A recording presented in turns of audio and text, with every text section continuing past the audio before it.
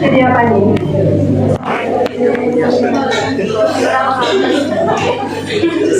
Bingung ya? Semakin kesini semakin bingung. Aku ntar mau jadi apa ya? Padahal waktu kecilnya, waktu ditanya, adek nanti kalau besar mau jadi apa? Jadi pilot, jadi guru, jadi dokter. Sekarang semakin kesini jadi apa ya? Gitu. Jadi orang kaya, pasti ya tujuannya itu jadi orang kaya, orang yang solihah itu pasti. Cuma jadinya apa? Nanti sambil dipikir mulai saat ini, biar nggak salah langkah. Bukan berarti saya salah langkah loh ya. Ini pilihan. Jadi SD, kemudian hari perbankannya saya pernah jadi teller, teman-teman, pernah jadi customer service, pernah juga jadi apa ya operasional lah gampangannya, pernah ngurusin kantor bocor, pernah ngurusin tukang tagih juga pernah. Sampai dikatain, dicari mbak debt collector, itu juga pernah dikatain. Ya, itu bagian dari profesi ya. Yang terakhir, saya saat ini sebagai gampangnya marketing funding gitu. Saya yang sama Mbak Nurul yang ke sekolah-sekolah, ke perguruan tinggi untuk mengenalkan produk-produk BSI untuk bermitra dengan IAIN, dengan teman-teman semuanya. Ada pertanyaan? Tidak? Lanjut. Nanti Pak Mantuk bilang loh ya, nanti kita isi yang lainnya, ada door prize-nya juga nih, ada gimmick-gimmicknya, Silver Queen. Lanjut. Balik dulu aja. Ada yang tahu data analitik itu apa? Ada yang bisa baca ya. Ada yang tahu? Berarti yang agak benar atau benar bisa dapat Silver Queen. Silver Queen-nya tapi agak ini ya. Ini kira-kira data analitik itu apa? Ada yang tahu? Gak usah malu-malu. Oke, lanjut nggak? Nah, dibaca ya. Data analitik adalah suatu tindakan menganalisis data mentah untuk tujuan tertentu, mengacu pada cara analisis data atau informasi yang telah dikumpulkan begitu banyak dalam suatu server atau big data. Nah, dalam hal ini data analitik itu kan menggunakan suatu software ya teman-teman. Kalau di BSI, data analitik itu adanya di kantor pusat yang mengelola ada suatu divisi tertentu dengan IT tertentu. Jadi di cabang itu kita implementasi dari hasil data analitik tersebut. Kemudian data analitik saat ini termasuk salah satu keahlian yang banyak dicari baik organisasi, lembaga pemerintahan maupun dari perusahaan. Kenapa? Karena hasilnya itu bisa dijadikan untuk pertimbangan pengambilan keputusan untuk menjadi yang lebih baik. Contoh nih teman-teman, pada saat COVID, data apa yang bisa kita ambil dari saat COVID tersebut? Ada yang berani jawab? Salah nggak apa-apa, coba berani jawab. Pada saat COVID, ngalamin kan kemarin sudah masih sekolah SMA atau sudah kuliah? Dan pada saat COVID apa yang terjadi? Sekolah libur atau masuk? Libur. Berarti ada orang yang sakit, ya kan? Asalnya sehat, sakit, alhamdulillah ada yang meninggal. Ada yang sehat, sakit, sembuh. Ada yang sakit juga meninggal, benar kan ya? Dan dari situ diambil data-data, baik data yang tadi sehat, sakit, terus berdasarkan umurnya. Kemudian diambil masing-masing. Misalnya orang yang sehat, kemudian sakit, meninggal. Itu kenapa? Oh ternyata dia ada penyakit bawaan, asma kah, atau yang lainnya, jantung kah, gitu ya. Saya mau perburuk hanya meninggal. Ada juga yang orangnya sakit langsung meninggal. Sakitnya apa? Maka diteliti, dikumpulkan data satu-satu itu, kemudian diolah. Yang akhirnya dari data tersebut akan diambil langkah oleh pemerintah. Apakah mau diambil kebijakan apa namanya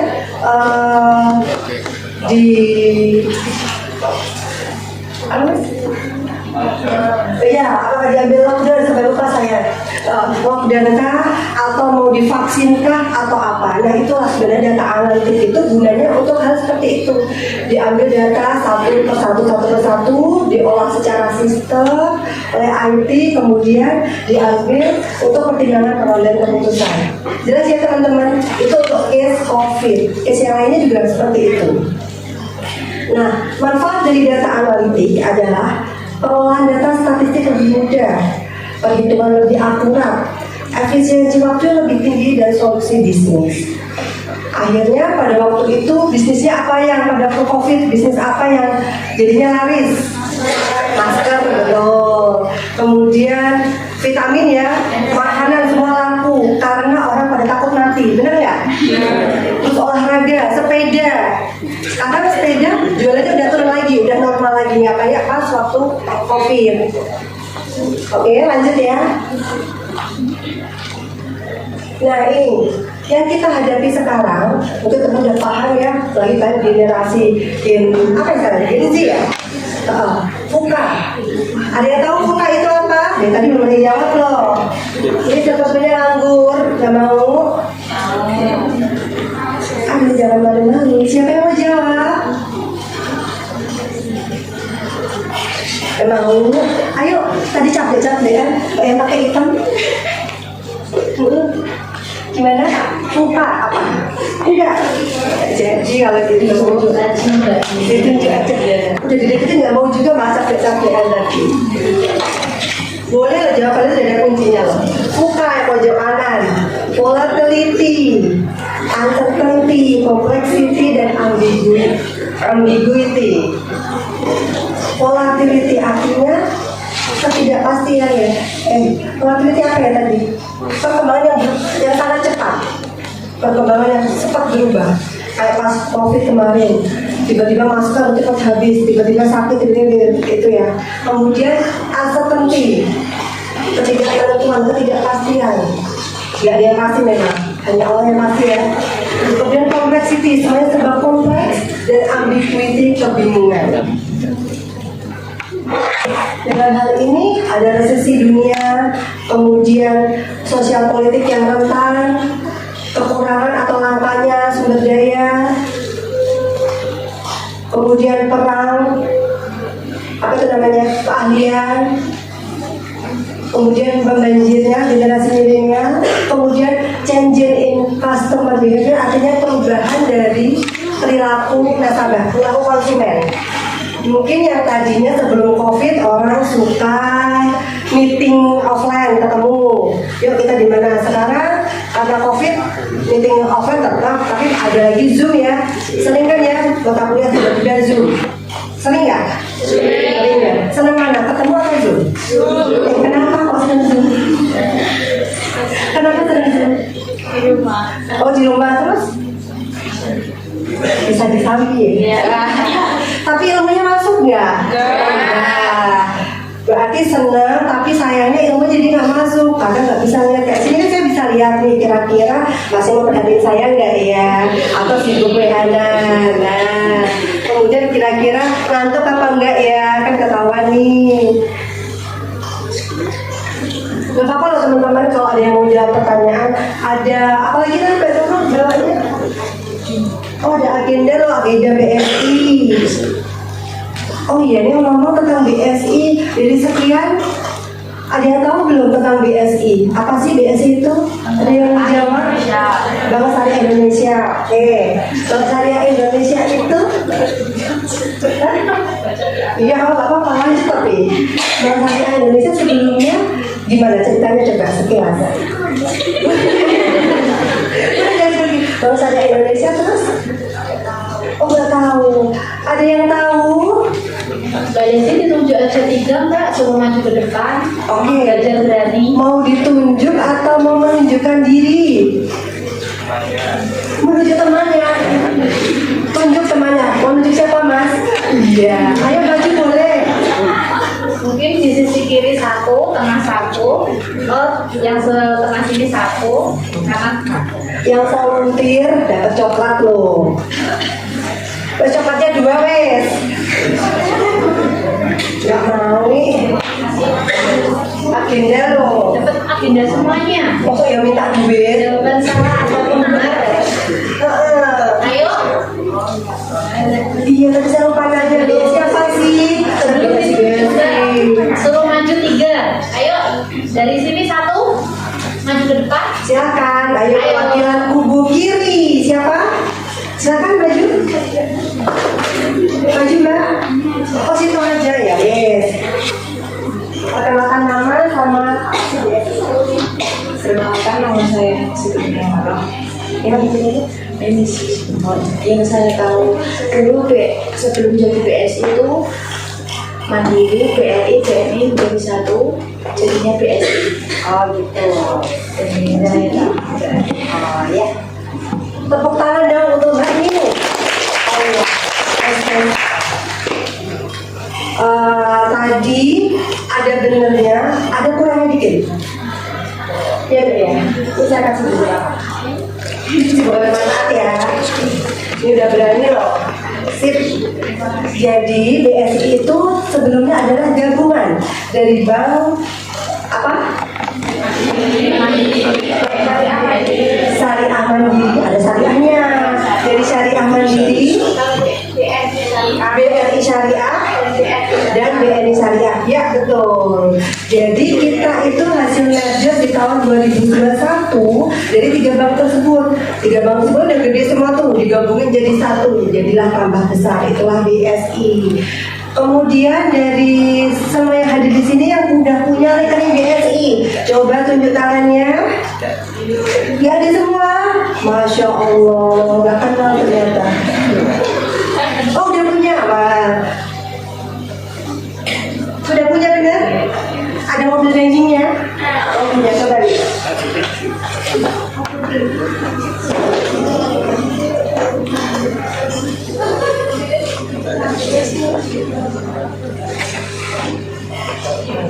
Oh itu Mbak Eka itu. Oh Mbak Eka. Pasti udah punya kalau Mbak Eka. 3 coklatnya. Apa mau coklat? Mau coklat apa buku? Buku aja.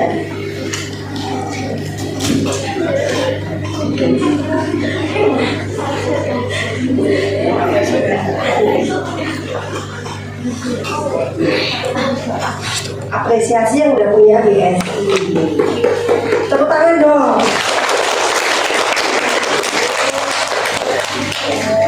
Semoga bermanfaat ya.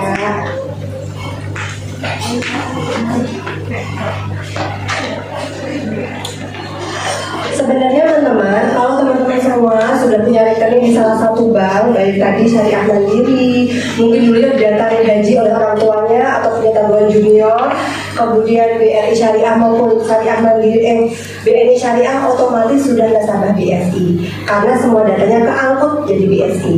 Itu ya. Nanti coba cek lagi apakah sudah punya BSI atau belum. Nanti sama Mbak Nurul diajar untuk berdigitalisasi, untuk kita mencoba untuk berdigitalisasi di BSI ya Mbak Nurul. Oke, lanjut. Nah ini adalah tantangan dari pada saat pandemi COVID di dunia industri, di era industri. Yang pertama, industri saat itu adalah mekanisasi, ada apa tuh, water power, PLTA, kemudian semacam steam power, PLTU kayak gitu, kemudian industri massal ya, perakitan, electricity, kemudian komputer dan otomasi mengarah semakin ke sini, industrinya berubah. Walaupun masih ada ya sifatnya mekanik, industri massal masih ada, namun semakin kesini semakin ke yang cyber physical system, lebih ke cybernya. Kemudian mass customization and cyber physical cognitive system, apa ya bahasanya? Keriting ya pokoknya gitu. Jadi itu yang kayak apa sekarang tuh serba otomatis, kayak kita masukin ruangan, tiba-tiba lampunya udah nyala.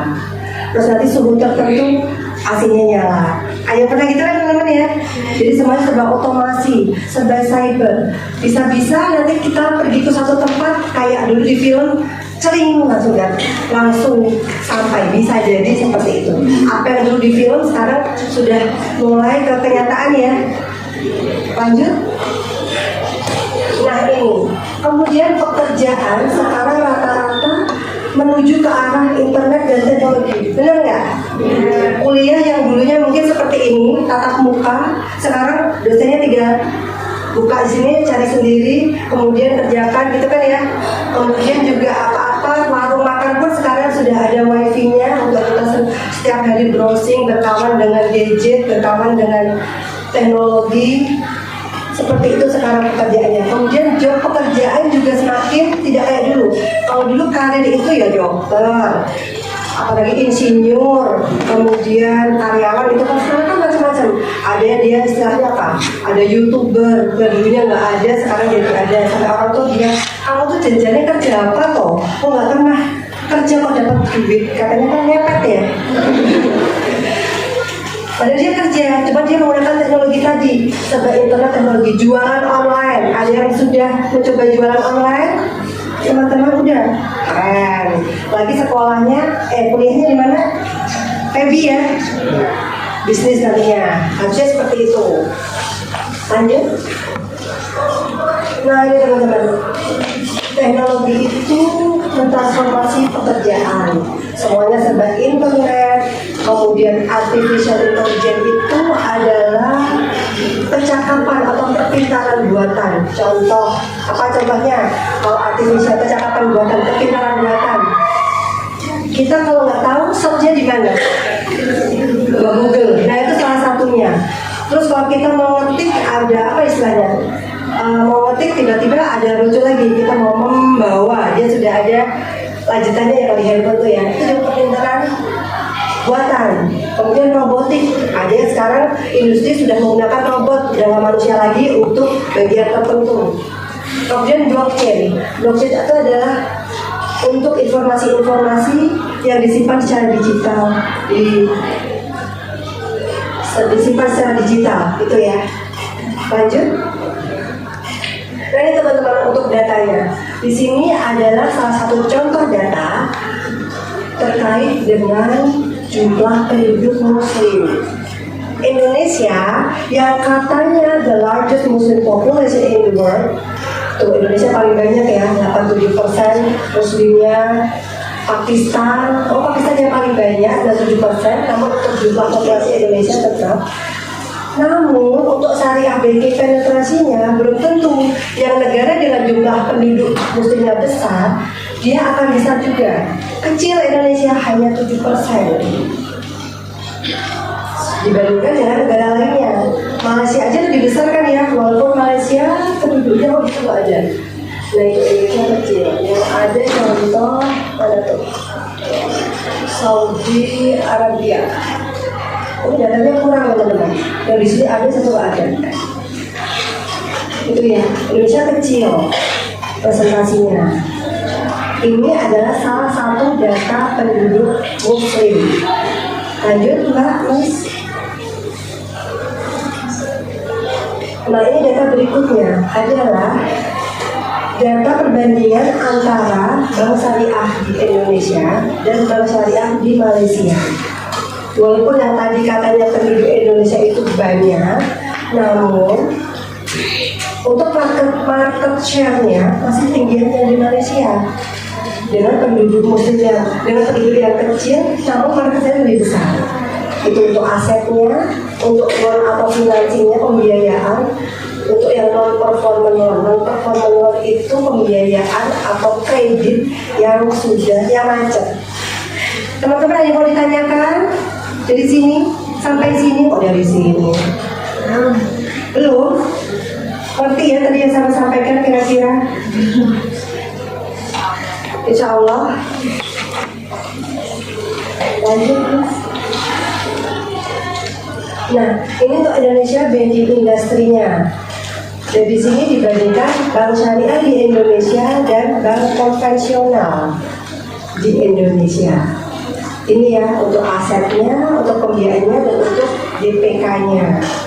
Jadi kalah tuh bank syariah jauh, karena bank syariah itu sedikit kalau di Indonesia banyak, tapi asetnya sedikit. Karena orang rata-rata perginya ke bank konven.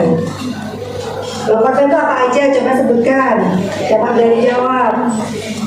Boleh ya, silakan. Bank BRI, Mandiri, sama panggilan Itu aja. Mandiri BRI sama saya itu BCA. BCA. Oke, dan masih apa? Sekul Huda. Panggilannya? Bisa. Tepuk tangan dong Mas Oli Huda.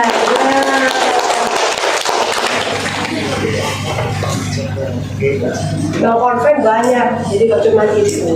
Terima kasih ya. Jadi ada tadi BRI, BCA, BPD, Bank Jateng, Bank semuanya selain yang ada syariah itu Bank konven.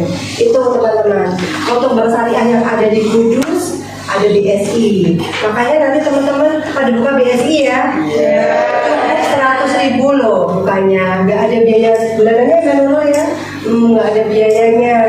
Untuk tabungannya tabungan lagi cocok buat mahasiswa.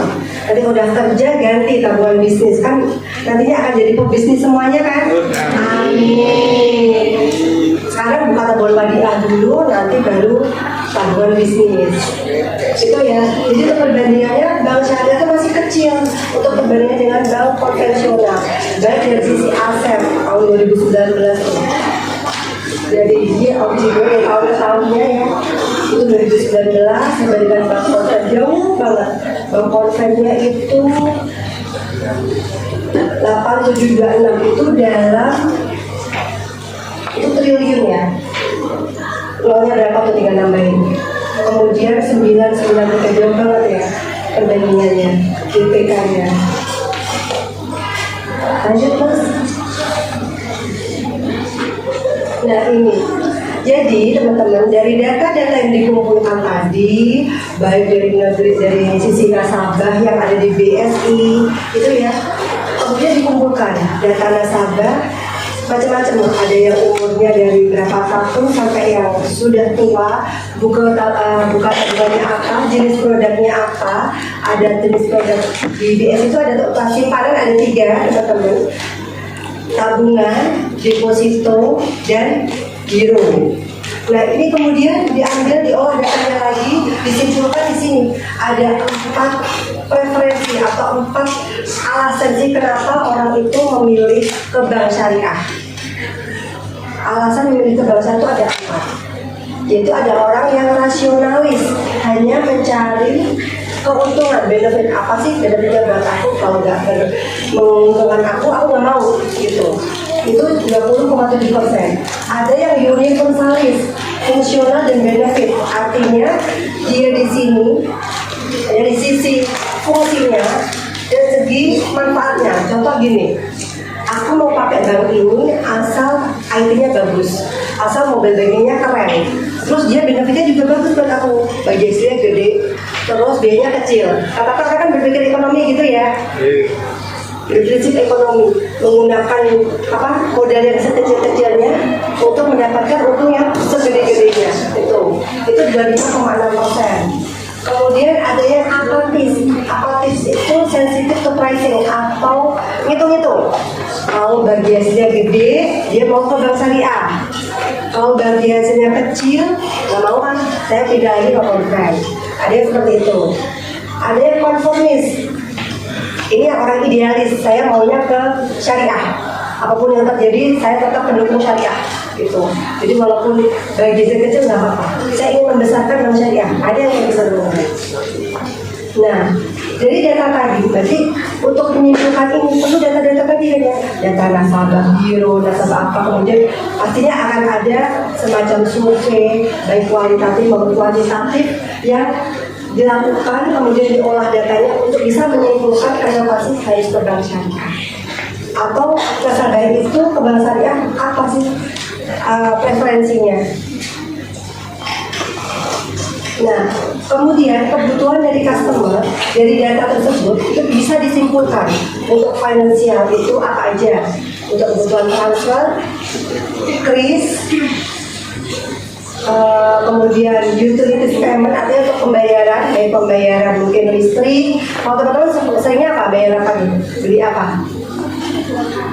Beli kuota. Kuotanya seringnya cash atau pakai e-money gitu? E-money-nya apa? Kalau boleh tahu, kalau mahasiswa rata-rata pakainya apa? Shopee, terus Dana, terus ada lagi? Oh, udah dia punya Brimo juga. Berarti selain yang punya BSI, ada punya yang lain ya berarti ya? Oke, berarti sudah nggak awam lagi dengan bank. Rata-rata di sini kan pasti perlu kuota. Kuota tuh kalau untuk mahasiswa sebulan berapa ya diperlukan?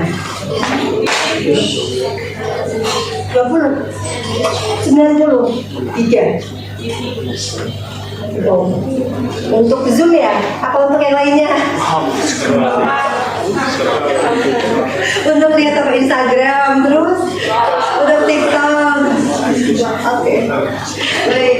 Nah itu ya. Jadi kebutuhannya itu jadi nasabah tadi kemudian dikerucutkan lagi. Untuk finansialnya apa sih yang dibutuhkan tadi ya? Transfer itu bisa antar banknya, bisa ke bank lain. Kemudian krisnya tadi untuk pembayaran di Indomaret atau Alfamart beli pulsa, beli kuota, kemudian bayar yang lainnya, minta ibunya bayar listrik, bayar PDAM gitu kan, kemudian pay letter. Nah, pay letter, nah yang mencoba pay letter belum ya? Jangan ya. Apa sih efeknya pay letter, teman-teman? Jadi utang dulu, gampangannya gitu. Nggak punya duit tapi bisa utang dulu di aplikasinya. Jangan ya, kalau bisa, kalau memang belum berpenghasilan, nggak usah klik yang kayak gitu-gitu. Ada Shopee Pay Letter, ada apa lagi tuh yang pinjam-pinjam. Karena itu efeknya nanti teman-teman, mungkin saat ini teman-teman belum butuh pembiayaan di bank. Ternyata saat ini, udahlah aku butuh utang, ibu belum ngasih duit, aku utang dulu. Utangnya gampang, tapi nanti bayarnya susah, tapi udah kena pinjol. Jangan, beneran saya kesel. Karena saat ini kemarin informasi dari teman-teman yang konsumen, teman-teman pembiayaan ya, itu tuh banyak anak muda yang sudah kena pinjol. Pinjamnya tuh gampang banget, cuma KTP aja, foto gitu. Tapi bayaran auzubillah, dapatnya juga nggak full. Ingat ya teman-teman, jangan ya, bisa saya kasihan bapak ibu nanti diteror, kasihan. Siap. Kalau emang nggak punya, ya udah nggak apa-apa. Mending kalian jualan aja, bisnis sama temennya itu jualan online apa-apa gitu. Jangan ke yang seperti itu, pinjol. Kemudian e-wallet ya, kemudian referral code, e-commerce, payment dan invest. Nah untuk sosial, kalau di BSI ada yang punya BSI tadi ya, BSI mobilnya itu ada yang untuk di swapnya, untuk programnya, untuk donasinya. Jadi setiap pagi untuk yang perempuan yang mau infak subuh, kalau kan tidak ke masjid ya kalau makan ya, jadi bisa infaknya lewat BSI mobile. Kalau untuk yang laki-laki harus dong ke masjid. Wajib ya. Nah yang lain ke masjid nanti sambil 1.000, 2.000 nggak apa-apa, ditutupin. Misalnya sekarang 1.000 ya nggak apa-apa, 500 ya nggak apa-apa. Yang penting kan continue, pahalanya juga continue. Kayak perempuan itu bisa pakai BSI mobile. Tuh. Kemudian spiritual. Ada untuk yang Islamic future, jadi ada Al-Quran, mau lihat kita tiba di suatu tempat, kiblatnya mana ya? Kita klik aja bisa. Kita tahu itu. Kemudian lokasi masjid, kita tiba di suatu kota, ini mau Jumatan, masjidnya paling dekat di mana ya? Nanti akan ketahuan yang di sekitar kita ada itu masjid terdekat di mana. Kemudian itu ya, jadi doa harian. Mas yang nonton ini sampai jam berapa? Saya dapat itu kurang berapa lama? Jadi saya mau cas terus ya. Oh berapa menit? Ya Allah cepatnya. Oh sedikit ya. Oke. Yaudah lanjut. Nah, ini mengerucut lagi teman-teman. Dari data-data yang diolah tadi, banyak data inilah yang kemudian dari perusahaan itu, khususnya BSI ya, itu mengerucutkan apa-apanya. Di sini kelihatan dari Brimo, Livin, BNI itu adalah pengguna pada tahun dilakukan survei itu Juni 2022 dalam juta ya saat itu BSI di sini. Paling atas itu adalah spiritual, kemudian sosial, dan bawahnya adalah finansial. Lanjut.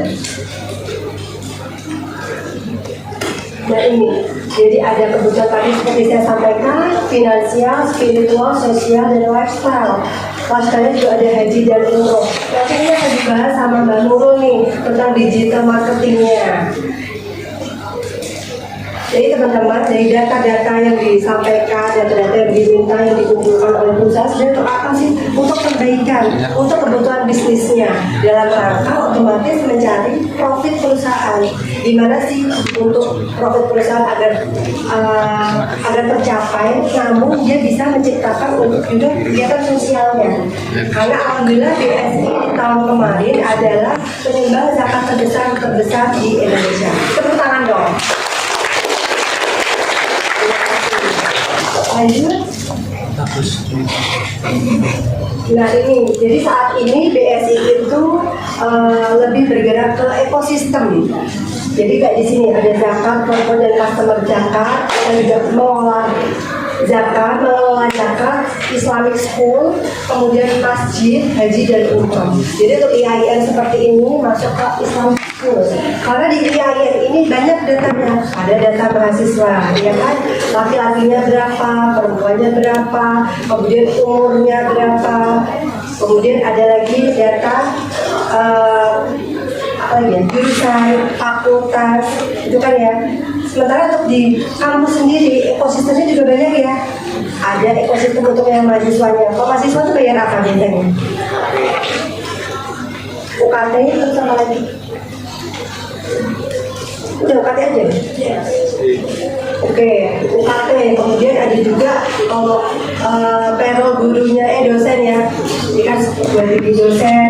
Kemudian ada kantinnya. Ini sekarang BSI lagi konsen ke sini, inginnya mengelola ekosistem itu supaya berkesinambungan tetap di BSI. Kayak kalau di kantin teman-teman bayarnya masih pakai cash ya. Nah kedepannya nih harapannya nih, kalau nanti di kantinnya sudah ada kris atau mungkin ada semacam agen laku pandai, nanti bayarnya tinggal tap aja atau tinggal scan aja. Itu teman-teman. Lanjut, tinggal tap Mbak Aziz.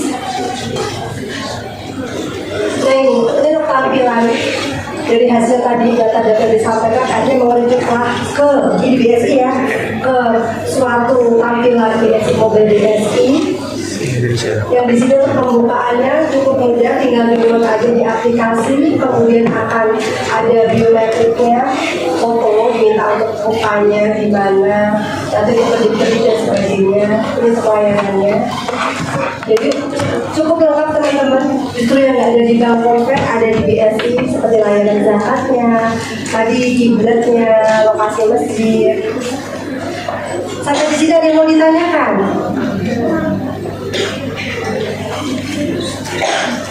Gak ditanyakan? Gak ada? Sudah jelas kira-kira? Atau belas? Ini ceritanya malu-malu ya?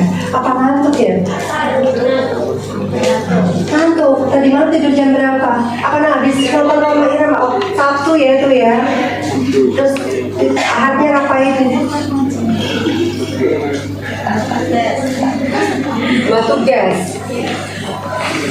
Ya harapannya apa yang disampaikan tadi sedikitnya itu mengena di teman-teman bahwa insya Allah tadi mau diniatkan untuk dapat ilmu jadi ilmu yang bermanfaat gitu ya.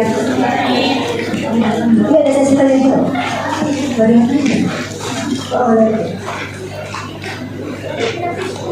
Udah gak ada tanya atau pas di sesinya ya? Silakan.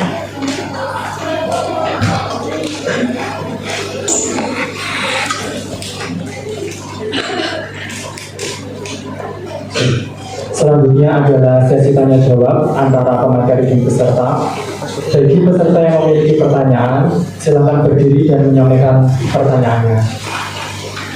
Silakan, ada yang mau ditanyakan? Ayo teman-teman HMPS, mohon dibantu untuk teman-teman yang ingin bertanya bisa disuruh maju.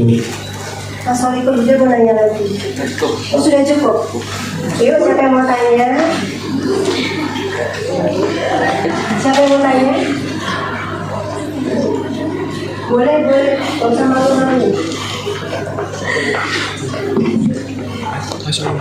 Apa yang nanya aja, tanya lagi.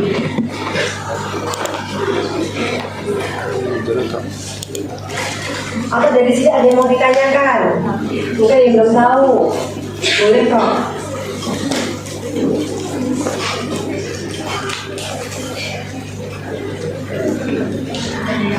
Gak ada yang tanya mas. Udah ngerti semua berarti mas. Apa nanti boleh dipul biar Lana menyampaikan, nanti dipul boleh. Itu ya? Saya mau senggol yang kiri dulu. Selamat pagi. Pagi. Apa kabar? Alhamdulillah. Luar biasa gitu ya jalannya. Luar biasa. Selamat pagi. Pagi. Apa kabar? Luar biasa. Sini selamat pagi. Pagi. Apa kabar? Luar biasa. Sama 1.000 sini 800. Selamat pagi. Pagi. Apa kabar? Luar biasa. Ini 2.000. Tepuk tangan untuk kita semua. Jadi tadi kan Mbak Desi udah apa ya menjelaskan tentang analis ya, data analis. Mungkin agak pada jenuh ya. Ini mungkin saya akan memperkenalkan sedikit apa materi tentang digital marketing. Mungkin biar semuanya tidak apa yang namanya tadi saya serius semuanya ya. Biar nggak serius, saya ke belakang dulu. Tadi saya lihat itu yang belakang udah kayak jenuh banget gitu ya. Mbak yang pakai jilbab hijau. Maaf saya belum kenalan ya. Udah kenal ya? Saya sudah sering kesini kok. Udah kenal ya? Hah? Belum. Siapa yang belum? Salah satu aja ya? Udah kenal kok. Tadi udah disebutkan CV-nya ya mas ya? Ya. Langsung aja ya? Makanya cuma perjalanan. Tapi insya Allah mencakup semua nanti. Oke? Mbak yang pakai jilbab hijau ya maju sama saya. Nggak usah takut. Saya dulu juga kayak mbak penakut. Tapi setelah jadi marketing harus pede. Nanti kasihan nasabahnya kalau kita nggak pede ya. Ayo mbak, nanti saya kasih coklat mbak.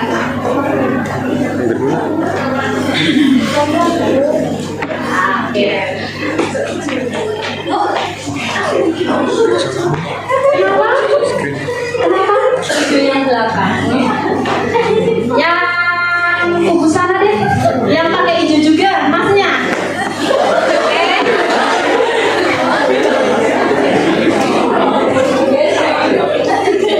Yuk. Ayo mas. Saya hitung 3. 1.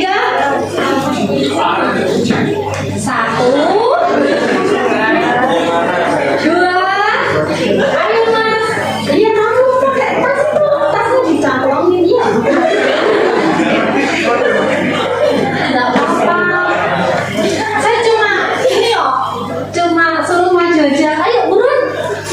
Biar cepet sampai. Biar cepet selesai. Ayo. Mas nggak mau maju. Nanti nggak lulus loh. Laporin Pak Haris nanti. Ayo. Nggak mau ya. Ada yang mau maju? Kubu tengah?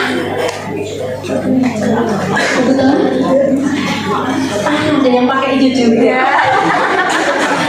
Soalnya saya suka warna hijau. Ayo mbak maju mbak. Gak apa-apa saya cuma suruh maju aja kok. Ya nggak jenuh ya. Ayo masnya nggak mau ya. Nanti tak laporin Pak Haris. Namanya siapa mas itu mas? Nicknya berapa?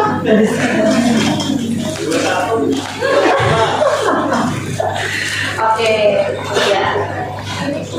Cuma suruh maju nggak mau. Ya, terima kasih.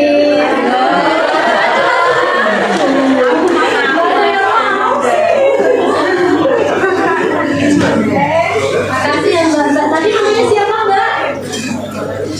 Dan sama namanya siapa mbak? Halo, saya di sini mbak. Mbak Dina sama Mbak Tida, double F. Oke, Mbak siap? Yang pegang laptop? Oke, ya. Next.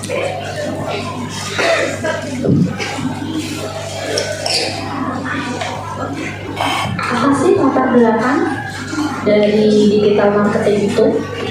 Ya bisa dibaca ya teman-teman. Nanti saya kasih pertanyaan. Oke, di akhir sesi saya kasih pertanyaan. Nanti yang bisa jawab dengan tepat, saya kasih OVO buat makan siang. Ya. Di era saat ini hampir semua hal yang beralih ke digital ya teman-teman. Jadi kayak semacam misalnya kita mau jualan nih, sekarang kan kalau offline kan nggak ada yang menyapa ya, semuanya beralih ke digital ya teman-teman. Nah dari itu kenapa sih digital marketing itu bisa memberikan manfaat yang sangat signifikan ke semua kalangan? Ya, dengan kehadiran digital marketing itu, proses komunikasi dan pemasarannya menjadi jauh lebih mudah dan efisien. Benar nggak? Kalau di sini kan suka lihat Shopee Live kan? Itu pada model nggak, teman-teman? Malah kayak semacam jadi Shopee affiliate kan? Terus nggak modal, tapi dapat komisi. Ya. Next mbak. Nah, di situ sudah diutarakan apa sih itu digital marketing. Saya nggak menjelaskan, tapi memang sengaja sudah saya tulis di situ semua, biar tadi kalau Mbak Desi kan pada ngantuk tuh, biar ini pada melek semua, nanti saya kasih pertanyaan. Oke, fair ya? Fair ya?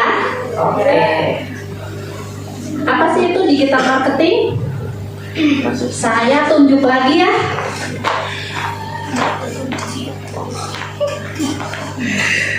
Yang tengah, oke, yang pakai kerudung kuning, kayak kerudung saya, ada nggak ya?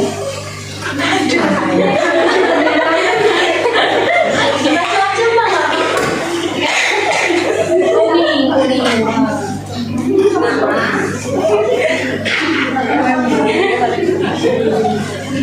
Belajar berani. Iya. Karena sama saya boleh paham. Ya, ini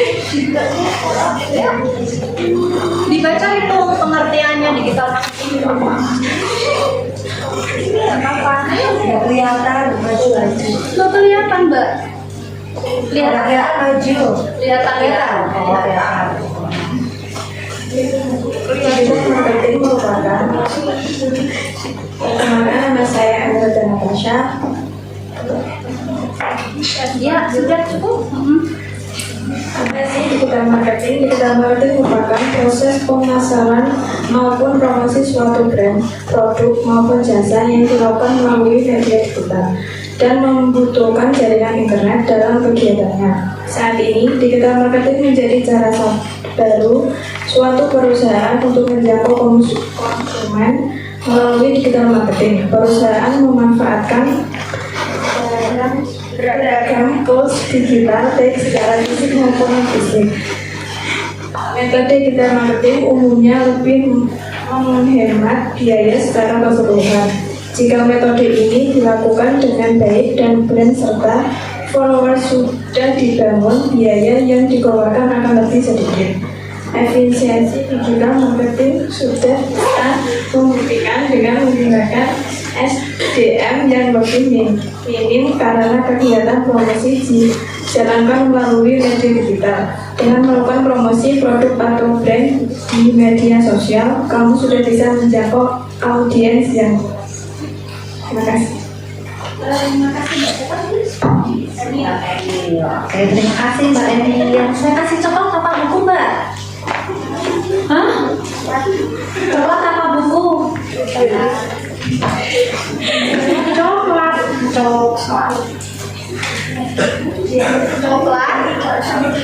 Coklat. Apa buku?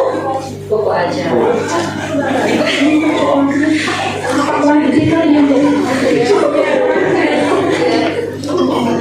Ini ya.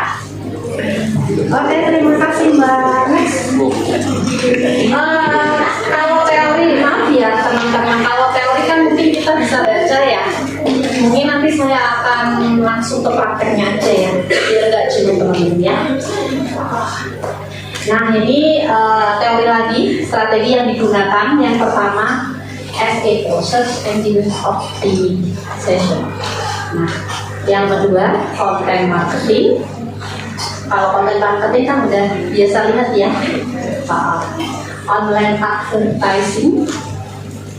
Ya, ini biasanya memakai platform ya, Google platform. Yang keempat, influence marketing. Oke Mbak, next. Nah, ini untuk aplikasi digital marketing di Bank Syariah Indonesia. Oke. Nah, kita para marketing itu kayak ada semacam apa namanya ya? Jadi itu kayak semacam apa ya? Apa juga yuk?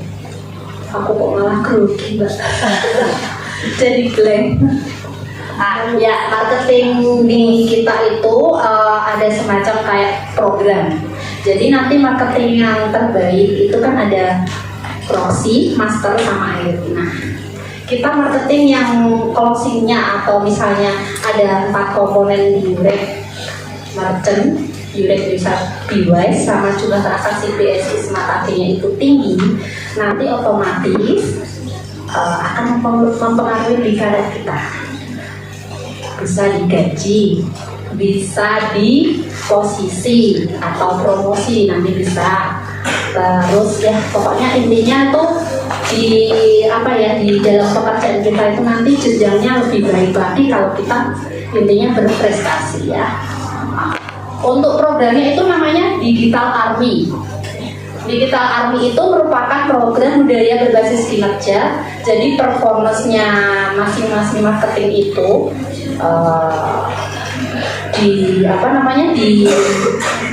harus dimunculkan agar mencapai BSI itu tujuannya level up, lebih baik lagi dari sebelumnya ya. Jadi digital marketing untuk digital army ini akan diimplementasikan dengan cara yang unik, yaitu tadi ada misalnya kalau ini kan di tengah, nanti atasnya lagi apa itu dari bawah itu Roxy, tengahnya master, atasnya lagi A. Nah, untuk target digital army ini untuk meningkatkan yang pertama Yurek. Apa itu Yurek? Yurek itu user registrasi. Jadi kalau misalnya teman-teman buka rekening di Bank Syariah Indonesia, itu kan nanti pasti suruh aktivasi BSI mobil kan? Nah, itu namanya user aktif, user registrasi. Tapi kalau nanti misalkan boleh dong minta tolong satu transaksi aja, misalnya teman-teman atau nasabahnya mengaktifkan kris belanja menggunakan kris, ya itu user aktif.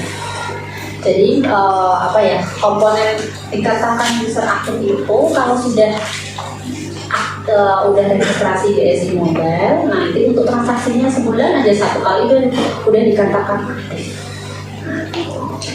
Yang kedua, merchant register dan merchant aktif. Ini nanti kategorinya ke EDC dan kris. Kalau kris sudah tahu belum bedanya kris sama EDC? EDC itu mesinnya, kalau kris itu barcode ya. Oke. Nanti dijabarkan di slide selanjutnya, selanjutnya. Untuk yang ketiga, Yurek Yusak BWS. BWS ini lebih luas lagi, itu contohnya untuk institusi biasanya. Nanti berbasis web. Jadi teman-teman bisa juga kalau udah punya usaha, punya anak banyak, nanti bisa menggunakan BWS. Yang keempat, jumlah transaksi BSI Smart AG. Ada yang tahu nggak BSI Smart AG itu apa? Atau sudah pernah dengar sebelumnya?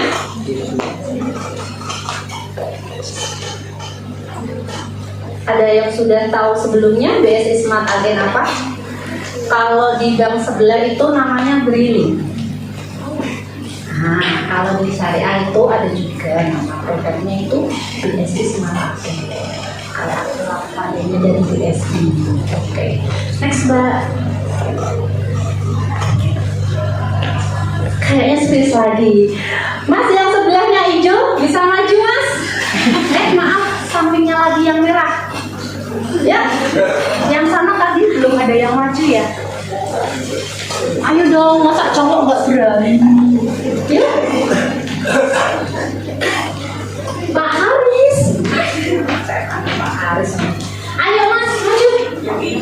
Yang abu-abu ya. Ayo pada seru semua. Tidak mau cowok. Gak usah jadiin pacar atau calon suami. Ya. Siapa ya? Jadi nggak usah bilang. Mbak yang pakai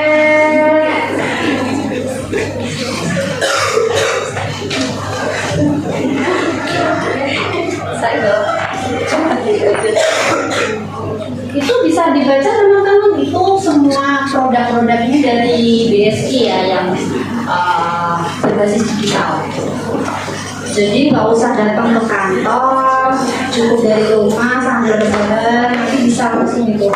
BSI Mobile plan onboarding itu kayak semacam buka rekening online. Istilah di kami OOP. Ada yang mau coklat? Ada yang mau coklat? Tunjuk jari. Ada yang mau coklat? Jangan gitu aja mas, mau nggak? Mau. Ada yang mau coklat? Tunjuk jari. Ayo. Nggak ada yang mau ini? Hah? Tak suruh tunjuk jari. Ayo. Oh iya. Ada lagi? Ada lagi nggak? Nggak ada. Cuma satu. Udah tadi. Yang lain? Nggak ada ini. Cuma dua. Nggak ada yang mau coklat? Sini nggak ada? Hah? Mbak Desi kurang gede kali ya? Oh iya, pada nggak mau. Ya udah dua. Oke mbak. Tapi masih satu yuk. Saya kasih cuma-cuma. Ya. Oke. Disuruh tunjuk jari aja berani.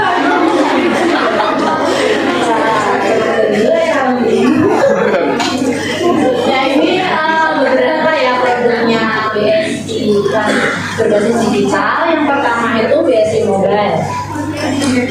Mbak Rizky ya udah punya BSI Mobile kan? Oke. Nah itu untuk fitur-fiturnya ya. Fiturnya BSI Mobile itu ada info rekening, bisa transfer, bayar beli, bayarnya listrik, untuk top up, layanan Islami. Layanan Islami itu tadi yang sudah disampaikan sama Mbak Desi ya. Ada semacam kayak jus apa ya Mbak, yang jus 30 aja ya, ya. Terus berbagi siswa, kita ada kerjasama dengan Basnas Pusat untuk siswanya ini. Terus kemas itu ada yang tahu nggak? Kemas itu nabung emas. Jadi nanti kalau misalnya teman-teman ini kan emas lagi 1.200.000 per gram. Nah kalau misalnya punya uang lebih daripada cuma di rekening itu, jadi saya tuh dikonversi cukup 50.000, nanti akan langsung terkonversi ke gram emasnya. Misalkan 50.000 atau 100.000 itu langsung nanti terkonversi ke 0,08 gram. Dicoba aja bisa itu nanti tanpa harus datang ke kantor. Itu kelebihannya di bank syariah. Salah satunya ada nabung emas. Kalau di bank konven kan belum ada ya nabung emas, terus apa itu jadi emas. Kalau misalnya yang sudah nikah ada tuh ya belum. Maksimal itu semester berapa sih kan? 6 mas.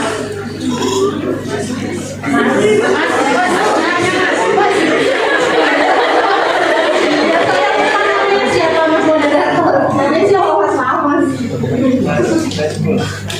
Mas ini yang itu semester berapa mas Falco? 6 termasuk panitianya ya, semester 6 semua ini.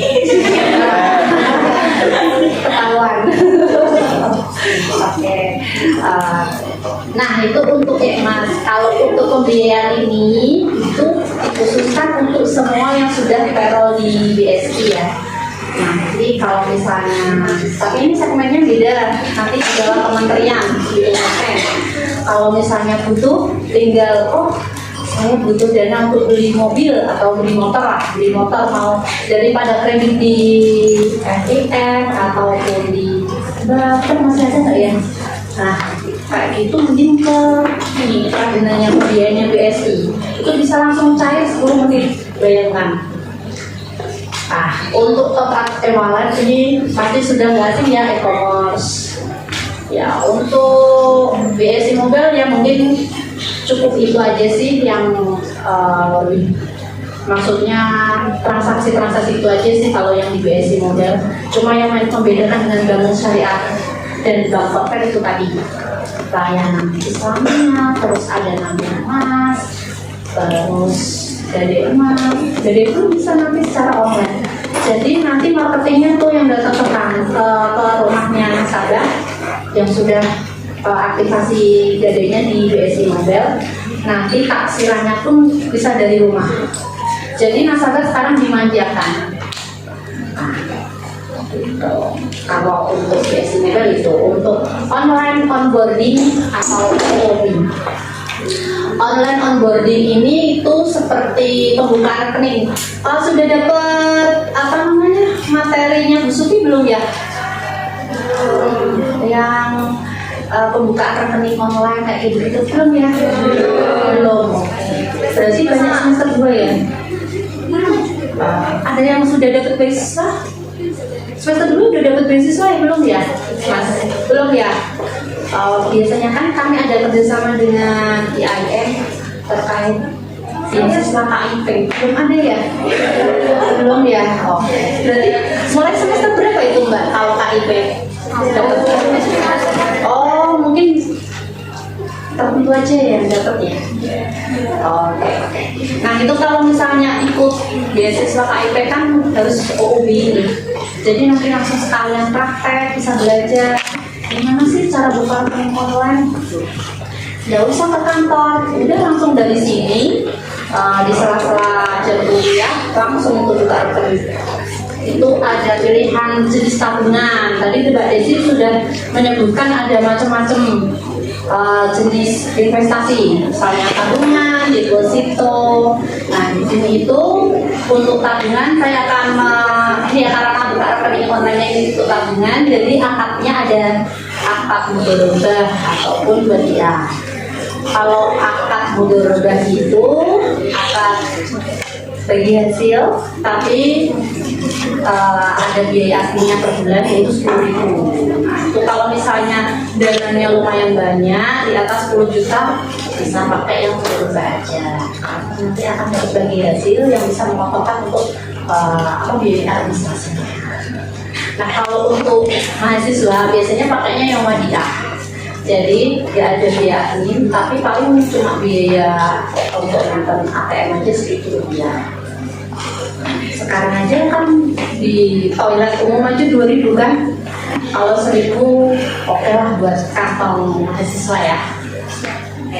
Tabungan haji. Nah kalau untuk tabungan haji ini kan sekarang masa tunggunya bisa sampai 32 tahun.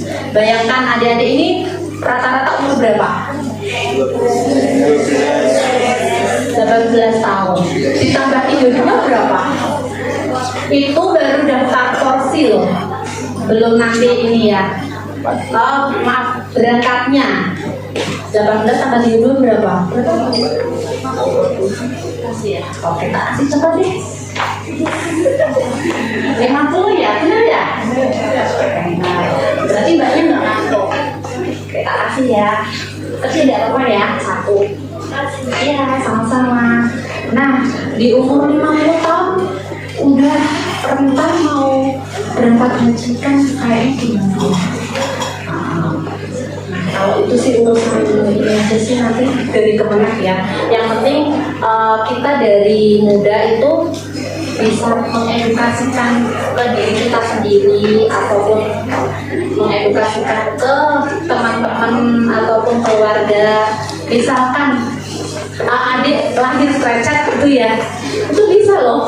Kalau sudah punya surat keterangan lahir bisa didaftarkan, bukakan rekening haji. Jadi nanti stopnya sampai usia 12 tahun baru bisa daftar porsinya. Nanti dari situ baru tahu tuh nanti berangkatnya kapan. Karena adiknya ini kan sudah bisa langsung daftar porsinya. Kalau adiknya yang kecil-kecil kan kasihan tuh nanti. Kalau 12 tahun, sekarang masa tubuhnya 35. Kalau 12 tahun lagi berapa coba? Kasihan kan? Jadi nanti bisa diinfokan ke ibunya, ke bapaknya, Pak, saya mau daftarin haji, atau mungkin buka rekening haji, cukup dengan 100.000 aja kok teman-teman. Jadi kayak tabungan kami itu setelah awal cuma 100.000. Yang membedakan itu kalau misalnya nanti porsi itu kan harus 25 juta. Nah, itu mungkin nanti bisa dengan cara itu tadi, investasinya ke emas, punya 100.000 ditabung ke situ. 3 bulan yang lalu 1 gram itu 800.000, sekarang sudah 1.200.000. Lumayan kan? Kalau misalnya udah ke daftar di emas, mau ditukerin atau tukerin lagi ke rupiah itu bisa. Jadi lumayan tuh buat investasi kecil-kecilan, buat asik-asik aja sih sebenarnya. Kalau 1 gramnya kemarin 800, sekarang 1 gram cuma 400.000 ya, kan lumayan tuh. Kalau misalnya kayak gini habis dapat visit, kan lumayan tuh. Itu kalau untuk OB ya.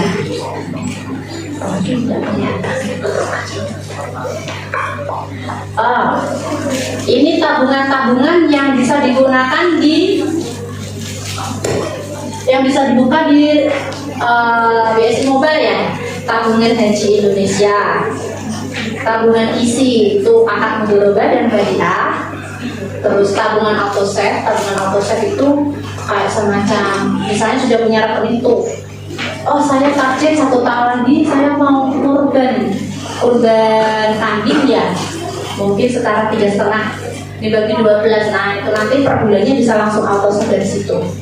Rekening itu nanti tinggal klik aja mengaktifkan autosave-nya, itu otomatis nanti tiap bulan akan terdebit ke rekening yang untuk tabungan kurbannya. Atau mungkin punya target saya 2 tahun lagi harus punya tabungan sekian gitu dari sisa jajan yang dikasih orang tua. Nah, itu bisa itu pakai autosave. Nah ini yang terbaru itu deposito dari 1 juta ke 2 juta ya Mbak Desi ya. Mulainya 10 juta ya kalau yang ini. 1 juta bisa. Mungkin risetnya udah gede-gede sih kalau ini. 1 keluarga dapat 100.000, 10 misalnya silaturahim ke keluarga dan 1 juta ke atas pasti dapat. Nah itu bisa pakai menu deposito, itu nanti bisa langsung otomatis. Keunggulan deposito sama tabungan itu lebih gedean deposito karena deposito itu bagi hasilnya lebih tinggi. Jadi kalau tabungan itu bagi hasilnya misal katakanlah cuma 8%, deposito bisa 25%. Nah itu untuk pembukaan rekening di BSI Mobile. Itu kemudian nggak usah ya karena ini sahanya udah beda. Oke, yang fitur emas tadi sudah, autosave juga sudah ya. Thanks Mbak. Nah ini tadi yang kris ya, yang merchant aktif, yang poin kedua, kris. Ada yang tahu kris singkatan dari apa?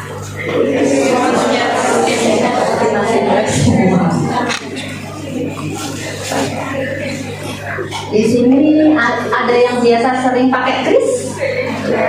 Ya, siapa?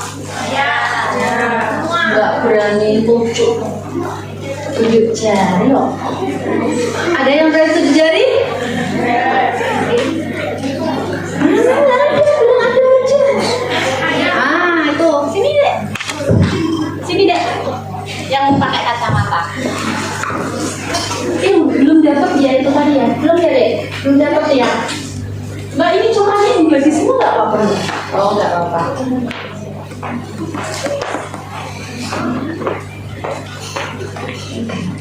Pakai transaksi krisnya? Enggak. Coba lihat. Nggak ada itu ya yang matanya itu kan. Mau. Ya yang mana coba? Kris itu yang mana?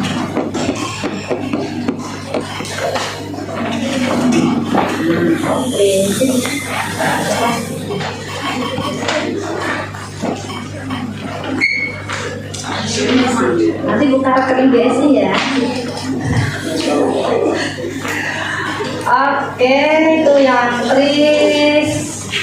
Ada yang belum tahu bedanya Kris on us sama off us itu apa? Baca deh di bawahnya keterangannya. Ya, jadi Kris kita itu settlement-nya ada 4 kali. Di jam 10, jam 2, jam 4 sore sama jam 8 malam. Jadi kalau pakai Kris nanti dulu Mbak yang tadi nah kalau Kris on us itu pakai aplikasinya BSI Mobile, itu bisa langsung online. Nah yang saya masuk 4 settlement tadi itu misalkan kayak yang tadi, misalkan belanja jilbab di toko A, Krisnya itu yang membikin bank A. Nah dia pakai Kris bank B. Nah itu nanti kategorinya di Kris of us. Itu settlementnya misalkan mbaknya belanjanya jam 1 nanti tidak bisa langsung masuk ke rekening nasabah yang memiliki bank A tadi. Jadi nanti ada aplikasi khusus yang menyatakan transaksi itu tadi. Cuma untuk settlementnya itu di jam 2. Jadi ya bisa, kadang kan ada yang minta tolong dong transaksinya itu bisa difotoin ke saya nggak, jadi saya nggak buktinya. Kan biasanya kasih seperti itu kan, nah itu yang membedakan antara Kris on us sama Kris of us. Jadi bisa itu nanti hasilnya takut orang.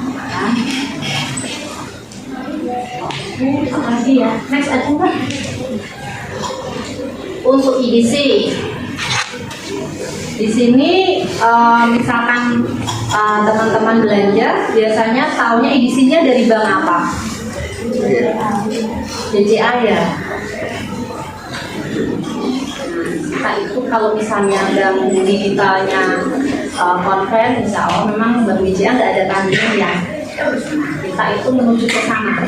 Makanya kenapa kita ada program digital army itu sebenarnya untuk semua fasilitas di BSI Bank BSI itu udah kayak Bank BCA.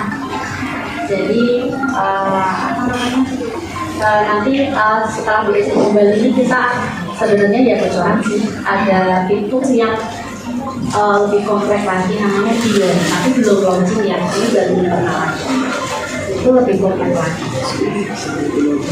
Untuk EDC ini sudah tahu ya teman-teman EDC apa ya? Banyak bertanggung-tangan terus tak lihatin udah ini.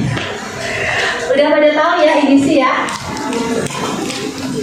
Udah pada tahu? Udah pada tahu? Kalau pembayaran online pakai kartu debit. Nah, kartu debit dan kartu kredit tergantung nanti dari merchantnya berani nggak pakai kartu kredit. Biasanya itu kebijakan dari merchantnya masing-masing. Kadang ada yang menggunakan potongan kena 1%. Itu sebenarnya ada yang tidak menggunakan. Tapi sebenarnya itu kena ya Mbak ya, 1% ya Mbak. 1% ya.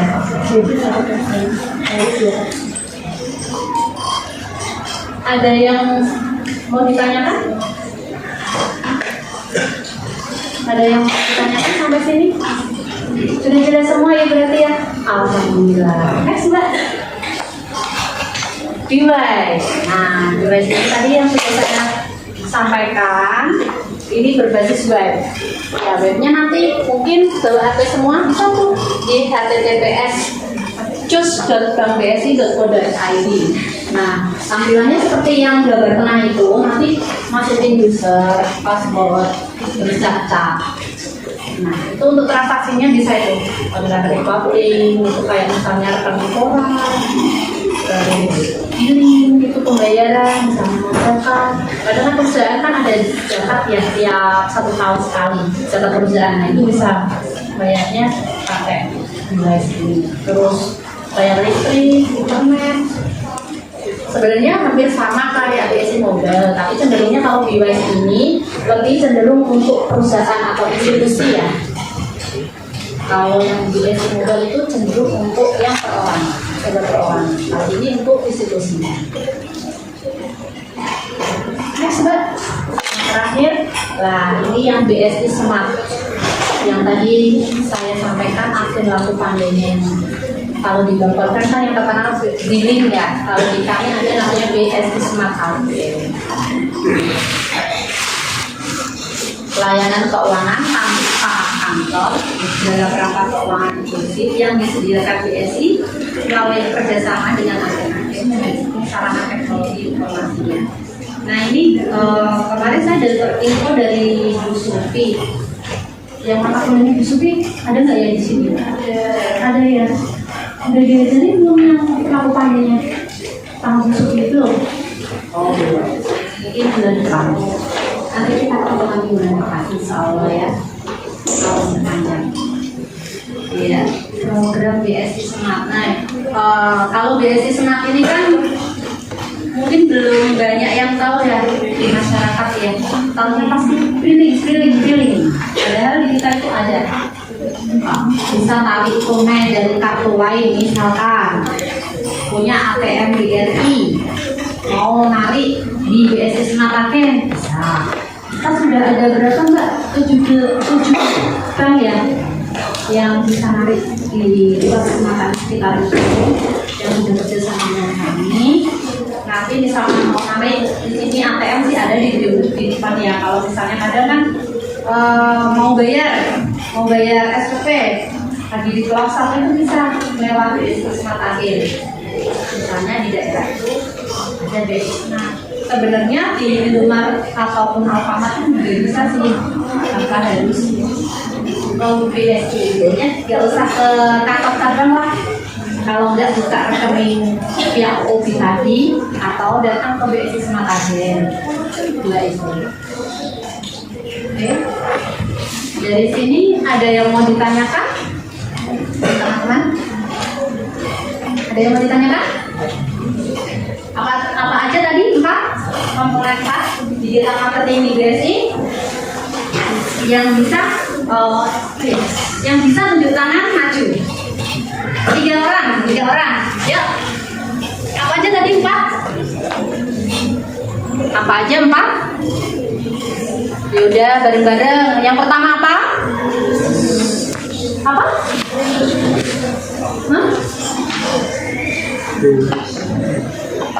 BSI Mobile.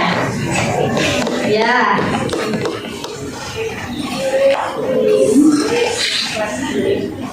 Apa aja 4? Ah, 2. 3? Ya, 4. Tepuk tangan untuk kita semua.